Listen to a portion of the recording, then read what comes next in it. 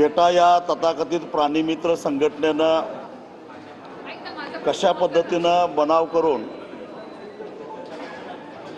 या हत्ती हे सर्वच हत्ती हे वनताराकडे जावेत यासाठी प्रयत्न केलं ते आम्ही कागदोपत्रानिशी या बैठकीमध्ये दाखवून दिलं।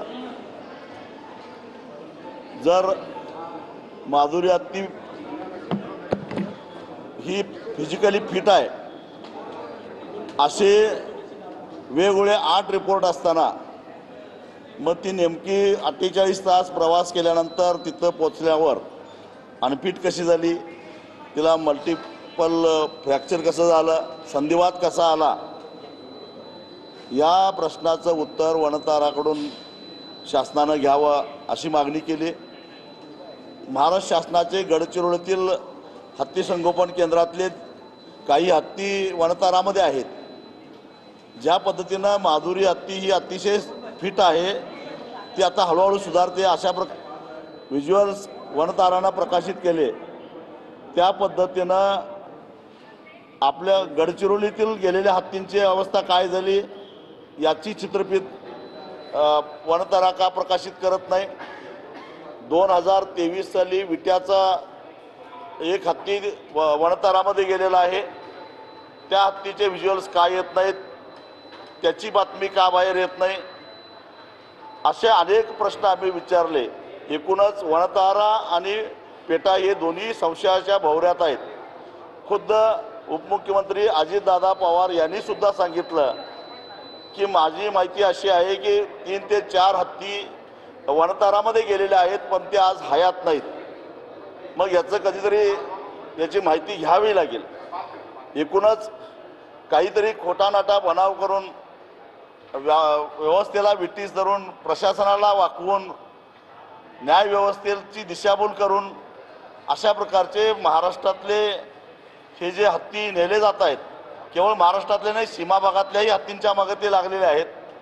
यामुळे आमच्या धार्मिक परंपरा, आमच्या सांस्कृतिक परंपरा सगळ्या मोडीत काढायचा उद्योग चालू आहे। त्यामुळे शासन काय करणार आहे हा प्रश्न आम्ही विचारला। त्यावेळी मुख्यमंत्र्यांनी सांगितलं की या माधुरी हत्तीच्या निमित्तानं पुन्हा एकदा सुप्रीम कोर्टामध्ये रिव्ह्यू पिटिशन मठाच्या माध्यमातून करण्यात यावं आणि महाराष्ट्र सरकार त्याला इंटरव्हेन्शन त्याच्यामध्ये पार्टीवेल इंटरव्हेन्शन पिटिशन दाखल करेल आणि ही सर्वसामान्य जनतेची जी काही जनभावना आहे ती महाराष्ट्र शासनाच्या माध्यमातून सुद्धा आम्ही मांडू आणि यदाकदाचित हे जे पाळीव हत्ती आहेत, कॅप्टिव्ह हत्ती आहेत, त्यांच्यासाठी उपचाराची त्यांना संवर्धनाची जबाबदारी राज्य सरकार घेईल। परंतु न्यायप्रविष्ट बाब आहे, आता न्यायालयाकडे पुन्हा मागून राज्य सरकार आणि मठ या निमित्तानं लढून आधीच्या हत्तीचं काय झालं याची चौकशी आपण कोर्टामध्ये करू अशा पद्धतीनं मुख्यमंत्र्यांनी सांगितलेलं आहे।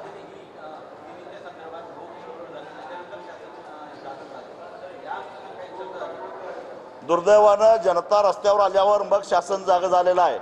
शासन आधी जागं व्हायला पाहिजे होतं, कारण राज्य शासनाचे हत्ती संगोपन केंद्रातले सुदृढ हत्ती आजारी आहेत असा बनाव करून नेलेले आहेत आणि माझी अशी माहिती आहे की त्या हत्तींची तब्येत सुद्धा आता फारशी चांगली नाही आहे। एवढंच नव्हे, त्रिपुरातून आसाममधून सुद्धा मोठ्या प्रमाणामध्ये हत्ती आलेले आहेत आणि तिथल्या प्राणीमित्रांनी रोहित चौधरी नावाच्या एका प्राणीमित्रानं HPCL सुद्धा काही प्रश्न केलेले आहेत की तुम्ही अशा प्रकारचे तुम्ही हत्ती नेले, त्याचं काय झालं।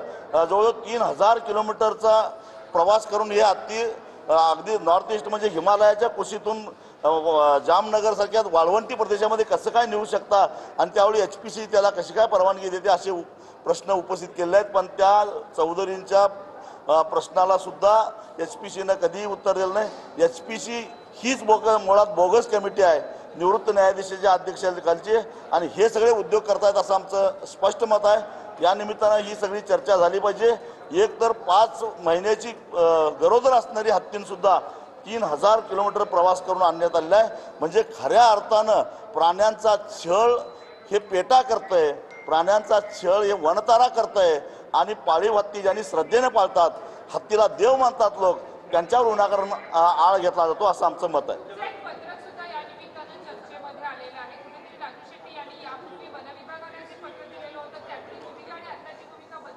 यावरूनच आमची भूमिका किती प्रामाणिक आहे हे दिसून येते, लक्षात ठेवा।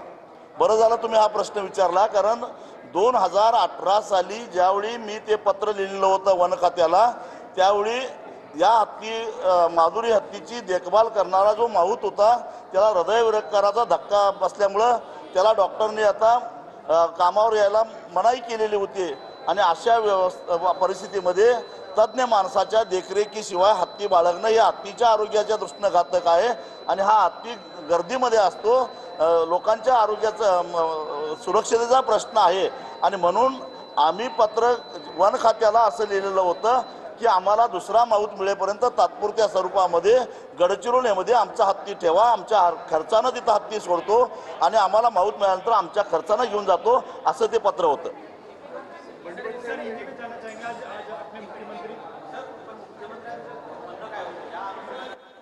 मुख्यमंत्र्यांनी सांगितलं की शासन तुमच्या बाजूने राहील, मठातला सर्वतोपरी मदत करेल असं मुख्यमंत्र्यांनी सांगितलं।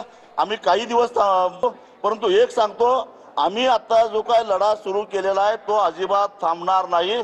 जोपर्यंत आमचा हत्ती मिळणार नाही तोपर्यंत आम्ही रिलायन्स उद्योग आणि जिओवरचा बहिष्कार आमचा कायम राहणार, उलट त्याची व्याप्ती आम्ही वाढत जाणार आहोत। कारण कर्नाटकातल्या सीमा भागातल्या 3 हत्तीवर आता पेटानं चौकशी केली आहे। हे तिन्ही हत्ती एक लिंगायत समाजाचा आहे, एक जैन समाजाच्या मठाचा आहे आणि एक धनगर समाजाच्या मठाचा आहे। आम्ही ही मोहीम मागे घेणार नाही। मुख्यमंत्र्यांनी न्यायप्रविष्ट बाब आहे म्हणून हात वर केला, परंतु रिव्ह्यू पिटिशन मध्ये सरकार तुमच्या बाजूने राहील असं सांगितलं।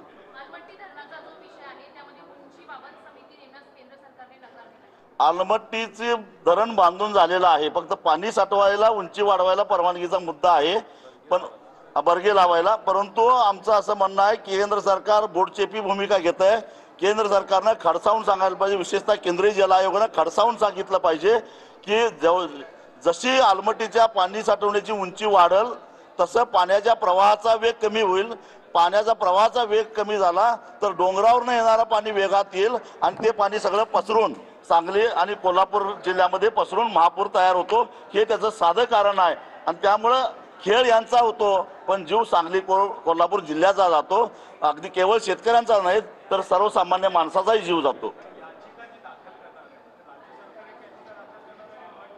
के मठ नांदणी मठ जी याचिका दाखल करणार आहे, पुनर्विचार याचिका दाखल करणार आहे, त्याच्यामध्ये राज्य सरकार सहभागी घेणार आहे।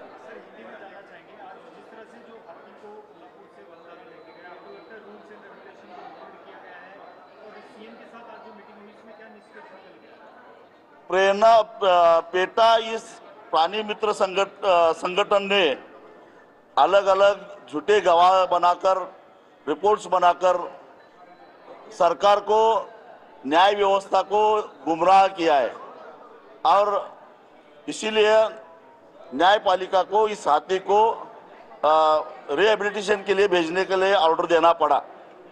शक इस बात की है कि हमारे सरकार के